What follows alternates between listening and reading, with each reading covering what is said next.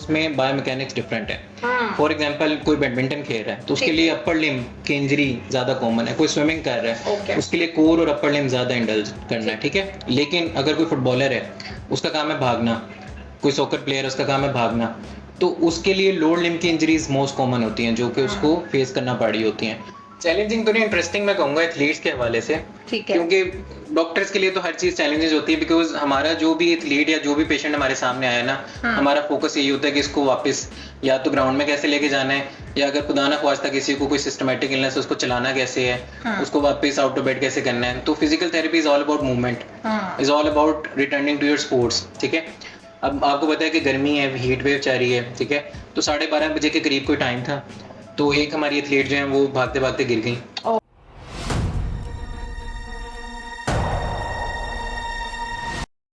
अस्सलाम वालेकुम जी, this is me Alina Muzaffar और आप सब देख रहे हैं स्मैक कास्ट में हमारा पॉडकास्ट।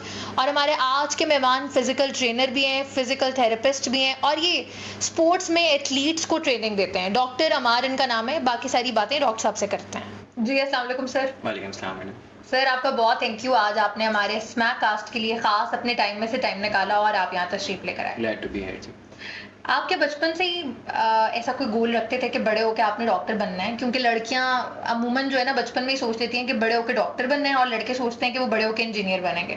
तो आप जब छोटे थे तो आप तब क्या ख्वाब देखते थे और आपकी लाइफ में ऐसा कौन सा मोमेंट आया कि आप टुवर्ड्स डॉक्टरेट वाली साइड पे आपने टर्न लिया और फिर आप स्पोर्ट्स थेरेपिस्ट जो है वो बने? तो क्या स्ट्रगल थी आपकी, क्या ऐसी मोटिवेशन थी जो आपको यहाँ तक लेकर आई? बिल्कुल, सबसे पहले तो आपका शुक्रिया कि आपने मुझे यहाँ पे इनवाइट किया। Honour for us too. और उसमें ये कि मैं बताता चलूँ कि मैं एक स्पोर्ट्स फिजिकल थेरेपिस्ट हूँ और मैं बतौर physical therapist Riphah medical university में एज अ सीनियर लेक्चरर पढ़ा भी रहा हूँ और उसके अलावा मेडिकल सेंटर में as a consultant physical therapist भी अवेलेबल हूँ और उसके साथ Chughtai health care home care department के अंदर जो है वो स्पोर्ट्स फिजिकल थेरेपिस्ट के तौर पे काम कर रहा हूँ। ठीक है। और जो आपका सवाल है बड़ा इंटरेस्टिंग है, लेकिन जैसे आपने बताया कि बहुत सारे जो टीनेजर होते हैं उनके अंदर एक मेजर डेवलप होता है कि मैंने इस डिसिप्लिन में जाना है, कैरी फॉरवर्ड करना है अपने करियर को। तो मुझे शुरू से ही मेडिकल का बहुत शौक था and I always wanted to become a doctor. और कह लें कि अनफॉर्चुनेटली और fortunately as I speak today मुझे जो है वो मेडिकल प्रोफेशन में इस तरह से एडमिशन मिला कि मैंने डॉक्टर ऑफ फिजिकल थेरेपी जो कि 5 साल की डिग्री है उसमें एडमिशन ले लिया। और स्टार्टिंग में बहुत सारे सवालों के साथ मैं इस प्रोफेशन में जो है वो दाखिल हुआ था, लेकिन जैसे जैसे मैंने इस फील्ड को समझा जाना तो आपका माइंडसेट ग्रूम होता है, पर्सनालिटी डेवलप होती है, आप कैरियर ओरिएंटेशन की तरफ देखते हो। तो अल्हम्दुलिल्लाह उन 5 सालों में बहुत कुछ सीखा और उसके बाद जब प्रैक्टिकल लाइफ शुरू हुई और प्रैक्टिकल लाइफ में आने के बाद स्पोर्ट्स फिजिकल थेरेपी में आना एक इंटरेस्टिंग केस इस तरह से था कि जब हमारे मेजर सब्जेक्ट्स हम पढ़ रहे होते हैं तो उसमें हमारी जो फिजियोथेरेपी की सब स्पेशलिटीज़ हैं जिनमें अब मास्टर्स लेवल की पढ़ाई जो है वो पाकिस्तान में हो रही है, जिसमें स्पोर्ट्स फिजिकल थेरेपी एक सब्जेक्ट है, न्यूरोलॉजिकल फिजिकल थेरेपी है, ऑर्थोपेडिक मैनुअल थेरेपी है।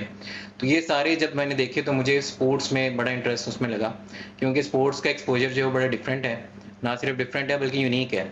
और एथलीट्स के साथ काम करना और उनको समझना और उनकी इंजरीज़ का ख्याल रखना और ना सिर्फ इंजरीज़ का ख्याल करना, रिहैबिलिटेशन के साथ साथ प्रीहैबिलिटेशन पे काम करना। मेरा सवाल अगला आपसे यही होगा कि सबसे पहले तो देखने वालों को बताएं कि what is the term physical therapy it is ना, और उसके अलावा क्या ये सिर्फ रिकवरी में ही हेल्प करता है आपको या ये प्रिवेंशन में भी किसी हद तक यूजफुल और हेल्पफुल है? एज वी स्पीक जो फिजिकल थेरेपी का कॉन्सेप्ट अभी तक लोगों के माइंडसेट में है ना, वो सोली इसको रिप्रेजेंट कर रहे होते हैं रिहैबिलिटेशन के साथ। ठीक है। लेकिन असूली तौर पे देखा जाए तो फिजिकल थेरेपी एक बहुत ब्रॉड टर्म है, बहुत बड़ी डोमेन है जिसमें मल्टीपल डिसिप्लिन है। Rehabilitation is a part of the discipline, लेकिन पूरा जो है वो उसको कवर नहीं कर रहा होता, ठीक है। तो हमारे पास मस्कुलोस्केलेटल इश्यूज जिसमें पेन मैनेजमेंट्स हैं, आपके पास एक्यूट और क्रॉनिक पेन्स हैं, ठीक है। उसमें हमारे पास कमर का दर्द हो, जोड़ों का दर्द हो, नी पेन हो, शोल्डर पेन हो, सारा कुछ जो है वो फिजिकल थेरेपिस्ट देख रहे होते हैं। उसके अलावा न्यूरोलॉजिकल रिहैबिलिटेशन के हवाले से बात करें, जिस तरह आपके सामने कॉमन डिलीमा स्ट्रोक, जिसमें लकवा, उसके बाद मल्टीपल स्क्लेरोसिस, अल्जाइमर्स, इन सारे मरीजों को भी फिजिकल थेरेपी की डोमेन में देखा जा रहा होता है। इसके अलावा कार्डियोपल्मोनरी इश्यूज़ जिसमें हमारे पास सांस लेने की तकलीफ होती है, इस तरह के मसाइल में भी हम फिजिकल थेरेपी का रोल कहीं ना कहीं देख रहे होते हैं, और ये मेजर हमारे पास जो सब्जेक्ट है स्पेशलिटी है, और उसके साथ दीगर फैसिलिटी स्पेशलिटीज़ भी हमारे पास आ रही हैं। वुमेन हेल्थ है एक, उस पर काम हो रहा है बड़ा एक्सटेंसिवली अब, ठीक है। उसके साथ हमारे पास जो है वो कार्डियोपल्मोनरी रेस्पिरेटरी का, जिससे मैंने पहले किया जिक्र, उस तरह से मल्टीपल डोमेन्स हैं जिसमें अब ये फिजिकल थेरेपी जो है वो अपनी स्पेशलिटी को बढ़ाती जा रही है, और ये एक्सपोजर पूरी दुनिया में इसी तरह से है, और पूरी दुनिया में इसी तरह से प्रैक्टिस हो रहा है। और अगर हम बात करें स्पोर्ट्स फिजिकल थेरेपी की, तो स्पोर्ट्स फिजिकल थेरेपी का एडवांटेज जो डिफरेंशिएट ये मैं आपको करूंगा कि कन्वेंशनल फिजिकल थेरेपी से स्पोर्ट्स फिजिकल थेरेपी इस तरह डिफरेंट है कि इसमें आप एक तो सुपर ह्यूमन के साथ काम कर रहे हो, ठीक है। जो एथलीट है ना, they are out of the world, उनके लिए कोई लिमिट नहीं होती, उनके लिए स्काई सिर्फ लिमिट होती है। जब वो अपनी फॉर्म में बेहतरीन परफॉर्मेंस दे रहे होते हैं ना, उनको नहीं पता होता कि हमने इंजरीज को कैसे देखना है कैसे नहीं देखना, हाँ। उनको बस ये गोल होता है कि उन्होंने जीतना है, ठीक है। तो उसमें उनके साथ मेडिकल प्रोफेशनल्स होने का बहुत ज़्यादा रोल होता है, और उस मेडिकल टीम के अंदर स्पोर्ट्स फिजियोथेरेपिस्ट एक टीम मेंबर होता है, और बहुत सारे टीम मेंबर होने के बाद वो मैनेजर के लेवल पे भी काम कर रहा होता है, टीम्स के साथ जा रहा होता है, टीम्स के साथ ट्रैवल कर रहा होता है। तो स्पोर्ट्स फिजियोथेरेपिस्ट ना सिर्फ आपको इंजरी प्रिवेंशन पे काम करवा रहा होता है, इंजरी से बचने का तरीका, strength and conditioning, diet and nutrition, उसके अलावा फॉर्म को किस तरह बेहतर करना है, बायोमैकेनिक्स को किस तरह से देखना है, किस तरह से आप बेहतर तरीके से अपने खेल को परफॉर्म कर सकते हो, किस तरह से इंजरी से बच सकते हो, ये सारा कुछ जो है वो स्पोर्ट्स फिजियोथेरेपिस्ट की डोमेन में। डॉक्टर साहब ये बताएं कि ये स्पोर्ट्स फिजिकल थेरेपी और regular physical therapy, are they both same और ये डिफरेंट है?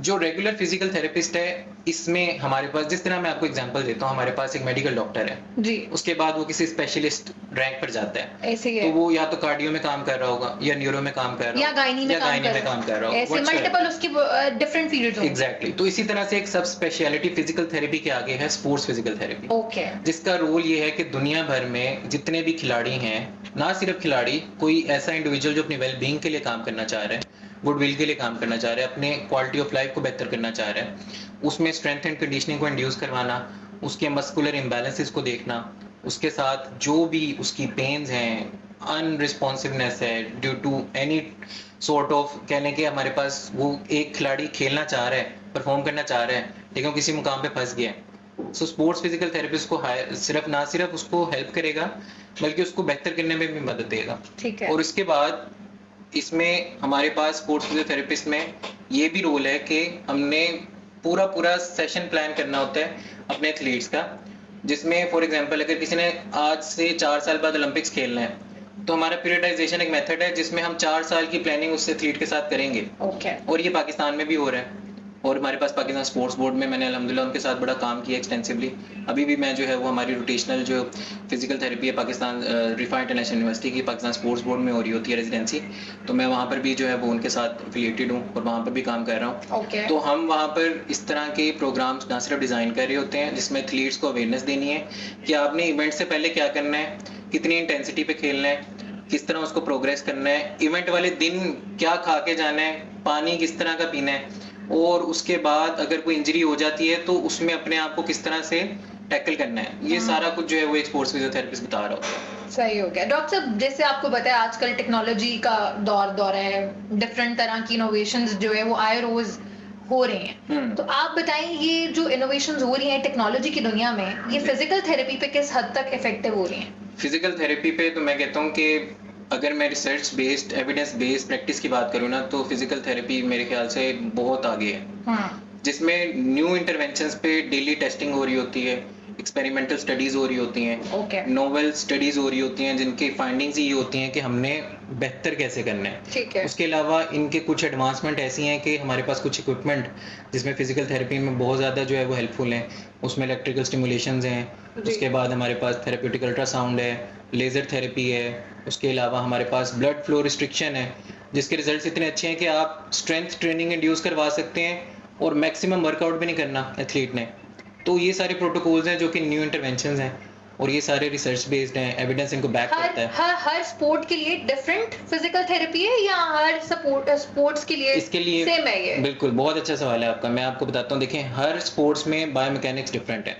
फॉर एग्जांपल कोई बैडमिंटन खेल रहा है तो उसके लिए अपर लिम्ब की इंजरी ज्यादा कॉमन है, कोई स्विमिंग कर रहा है Okay. उसके लिए कोर और अपर लिम्ब ज्यादा इंडल्ज करना है, ठीक है। लेकिन अगर कोई फुटबॉलर है, उसका काम है भागना, कोई सॉकर प्लेयर उसका काम है भागना, तो उसके लिए लोअर लिम्ब की इंजरीज मोस्ट कॉमन होती हैं जो कि उसको फेस करना पड़ी होती हैं। और कुछ इंजरीज ऐसी होती हैं जो कि कह लें कि कैरियर एंडिंग होती हैं। एट टाइम्स एथलीट सिर्फ इस वजह से खेलना बंद कर देता है कि ना तो उसको प्रॉपर ट्रीटमेंट मिला, ना उसने प्रॉपर रिहेबिलिटेशन की, और अल्टीमेटली उसको स्पोर्ट्स ही छोड़ना पड़ा। तो स्पोर्ट्स फिजिकल थेरेपी इसमें बहुत ज़्यादा हेल्पफुल है। और ना सिर्फ एथलीट्स को रिटर्न टू स्पोर्ट्स करवाना, बेसिक गोल क्या है हमारा, रिटर्न टू स्पोर्ट्स। हमने एथलीट को दोबारा ग्राउंड में कैसे उतारना है, किन पैरामीटर्स पे उतारना है, उसके लिए पूरी फंक्शनल टेस्टिंग होती है जो हम परफॉर्म कर रहे होते हैं एथलीट्स के साथ। और हर गेम के पैरामीटर्स डिफरेंट है, मसल एक्शन डिफरेंट है, मसल इम्बैलेंसेस डिफरेंट है। हर जगह पे हम जो है वो असेसमेंट करते हैं। असेसमेंट करने के बाद एक ट्रीटमेंट प्लान बनने के बाद पूरा उसके साथ प्रोटोकॉल डिस्कस होता है और फिर एथलीट को ग्राउंड में उतारा जाता है if he is fit to play. Okay, आप हमारे प्लेटफॉर्म को, स्मैक के प्लेटफॉर्म को किस तरह से देखते हैं, कैसे ही आपको डिफरेंट लगा? मैं ये कहूँगा कि ये जो हमारे नए फ्रीलांसर्स हैं उनके लिए एक बड़ी अच्छी अपॉर्चुनिटी है। वो इस तरह से क्योंकि हमारे पास जो वेल डेवलप्ड या वेल डिज़ाइन पहले से ग्लोबली परफॉर्म कर रहे हैं फ्रीलांसिंग प्लेटफॉर्म, उन पे सैचुरेशन बहुत ज़्यादा है, काम मिलना मुश्किल है। लेकिन एक नई बहुत अच्छी एडिशन हो रही है लोकल लेवल पे, नेशनल लेवल पे, पाकिस्तान के लेवल पे। तो मेरे हिसाब से पाकिस्तानी फ्रीलांसर्स, ना सिर्फ फ्रीलांसर्स बल्कि हम ऑनलाइन कंसल्टेंसी दे रहे होते हैं।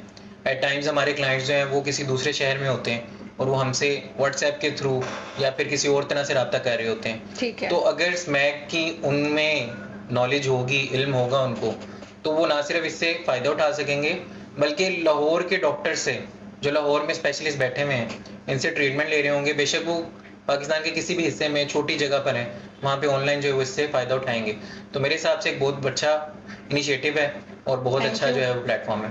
बिल्कुल ऐसे ही है। डॉक्टर साहब ये बताएं, आपकी लाइफ में अभी तक सबसे ज्यादा चैलेंजिंग क्या केस आपने देखा है और फिर आपने उसको किस तरह से रिहैब थेरेपी दी और फिर आपने उस केस को डील किया? वो कौन सा ऐसा केस है जो अभी तक आपको स्टिल याद है और quite challenging in your the whole career? Challenging तो नहीं, इंटरेस्टिंग मैं कहूँगा एथलीट्स के हवाले से। ठीक है। क्योंकि डॉक्टर्स के लिए तो हर चीज़ चैलेंजेस होती है, बिकॉज हमारा जो भी एथलीट या जो भी पेशेंट हमारे सामने आया ना, हमारा फोकस यही होता है कि इसको वापस या तो ग्राउंड में कैसे लेके जाना है, या अगर खुदा ना ख्वास्ता किसी को कोई सिस्टमेटिक इलनेस है उसको चलाना कैसे है, उसको वापस आउट ऑफ बेड कैसे करना है। तो physical therapy is all about movement, is all about returning to your sports. ठीक है, तो इंटरेस्टिंग केस मैं एथलीट्स के हवाले से बात कर रहा हूँ क्योंकि तो ज़्यादा उसी पे फोकस रखते हैं। अभी रिसेंटली नेशनल गेम्स का ट्रेनिंग कैंप हो रहा था पाकिस्तान स्पोर्ट्स बोर्ड के अंडर, वेरी वेल ऑर्गेनाइज्ड। तो उसमें हमारे पास कुछ ट्रायल्स हो रहे थे हॉकी टीम के, और फीमेल एथलीट्स जो है हमारी खेल रही थी, तकरीबन 17-18 साल की माशाल्लाह बच्चियाँ थी सारी, और बड़ा अच्छा उनमें जज्बा भी था। अब आपको पता है कि गर्मी है, हीट वेव चल रही है, ठीक है, तो 12:30 बजे के करीब कोई टाइम था, तो एक हमारी एथलीट जो है वो भागते भागते गिर गई। और मैं उस टाइम पे सुपरवाइज कर रहा था, डॉक्टर्स की काफ़ी सारी टीम मेरे अंडर थी, तो I was available there as well, मेरी टीम पूरी वहाँ पर थी। तो इनिशियल फर्स्ट एड जो है वो हमने देनी होती है उसमें, एज बिकॉज मैंने आपको बताया ना स्पोर्ट्स फिजिकल थेरेपिस्ट का रोल सिर्फ रिहेबिलिटेशन नहीं है, एज अ मैनेजर भी काम कर रहे हैं, एज अ मेडिकल सुपरवाइजर भी काम कर रहे हैं हम। ठीक है, तो उसमें ये कि हमने बर वक्त उसको ना सिर्फ रिससिटेट किया उस एथलीट को, उसकी पल्स का ख्याल किया। हमारे एक एबीसी का प्रोटोकॉल होता है जिसमें एयरवे, ब्रीदिंग, सर्कुलेशन को देखा जाता है, उसके अकॉर्डिंगली हमने उसको फैसिलिटेट किया। और इमरजेंसी एक्शन प्लान हमने एक पहले से बनाया होता है। उसमें ये होता है कि आपने नियर बाय जो भी हॉस्पिटल है उसको पहले से हमने एक रेड अलर्ट दिया होता है कि अगर कोई एथलीट इन गेम्स का आपके पास आता है तो आपने उसको फौरन फैसिलिटेट करना है और उसको ट्रीट करना है। तो ऑन बोर्ड किया हुआ था हमने, उसको हमने मूव करवाया अल्हम्दुलिल्लाह। और अगर वो टाइमली चीज़ें ना मैनेज होती तो ट्रस्ट मी शायद उसकी जान भी जा सकती थी, जितनी उसकी स्वेयर कंडीशन उस टाइम हो चुकी थी उस एथलीट की गर्मी की वजह से। आप हमारे प्लेटफॉर्म के जरिए यंग एथलीट्स को, यंग स्टूडेंट्स को क्या ऐसी एडवाइस देंगे जो उनकी स्पोर्ट्स लाइफ में उनके लिए बड़ी ज़्यादा बेनिफिशियल साबित हो? एथलीट्स के लिए तो मेरा मैसेज ये है कि अपने पोटेंशियल को एक तो समझें, अंडरस्टैंड करें, और हर एथलीट को ना अपना पोटेंशियल हमेशा पता होता है। ठीक है। बाज़ औक़ात हम जज्बे में आके, हिम्मत में आके ना अपने आप को बहुत ज़्यादा ओवर पुश कर जाते हैं, जिसकी वजह से इंजरीज हो रही होती हैं। ठीक है, तो अपनी कैपेसिटी को अंडरस्टैंड करना एक एथलीट के लिए बड़ा ज़रूरी है। ठीक है। और उस पर काम करना बड़ा ज़रूरी है। ठीक है, तो एक फेज होता है बर्न आउट जिसको कहते हैं, मेडिकल टर्म है, उसमें हमारे पास मेंटल एंड फिजिकल एग्जॉस्शन हो जाती है ओवर ट्रेनिंग की वजह से एथलीट्स में। तो एथलीट्स को सिर्फ यही पैगाम है कि अपनी कैपेसिटी को अंडरस्टैंड करके उस हिसाब से परफॉर्मेंस करें और गोल हमेशा आपने वो रखना है जो आपका इवेंट है। हाँ, ट्रेनिंग में अपनी सारी एनर्जी नहीं जाया करनी, ठीक है। ठीक है? तो इवेंट को आपने हमेशा माइंडसेट जो है टारगेट रखना है और उसकी तरफ उस पे काम करना है और उसको गोल रखना है। ये नहीं कि सारी एनर्जी आपने ट्रेनिंग में लगा दी है और जब आप खेलने गए तो वहां पे जाके आप खेल ही नहीं पाए, ठीक बिल्कुल है? ऐसे ही है। तो इसलिए पोटेंशियल को समझें। अगर कोई इंजरी हो जाती है तो उसको बर वक्त ट्रीट करवाएं। कोई भी इंजरी ऐसी नहीं है अब इस जदीद दौर में जो कि अनआंसरेबल हो, हाँ, ठीक है?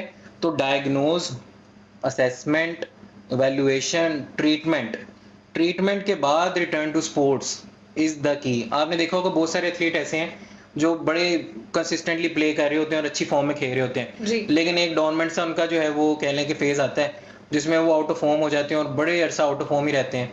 अब उसमें आइडियली तो एथलीट को ये चाहिए कि अपनी इवैल्यूएशन करवाए और उसके बाद रेस्ट इंटरवल ले अगर ज़रूरत है, लेकिन ना खेलने की वजह से, डर से, फेम खो जाने के डर से ये सारे एथलीट जो हैं वो इस तरह से अपने आप को तबाह कर देते हैं। तो इसलिए अपने पोटेंशियल को समझें, कैपेसिटी को समझें और उसके बाद परफॉर्मेंस दें, इंशाल्लाह ज़रूर आएगी। इंशाल्लाह। स्टूडेंट्स के लिए इफ आई मे ऐड, जरूर जरूर स्टूडेंट्स के लिए ये मैसेज है कि बाज़ औक़ात हमारा एक बड़ा इंप्रेशन बना होता है कि फील्ड बहुत सैचुरेटेड है, फिजिकल थेरेपी में स्कोप नहीं है। तो मैं यही कहूँगा स्कोप, सैचुरेशन हर जगह पर है। आपकी स्किल्स मैटर करती हैं।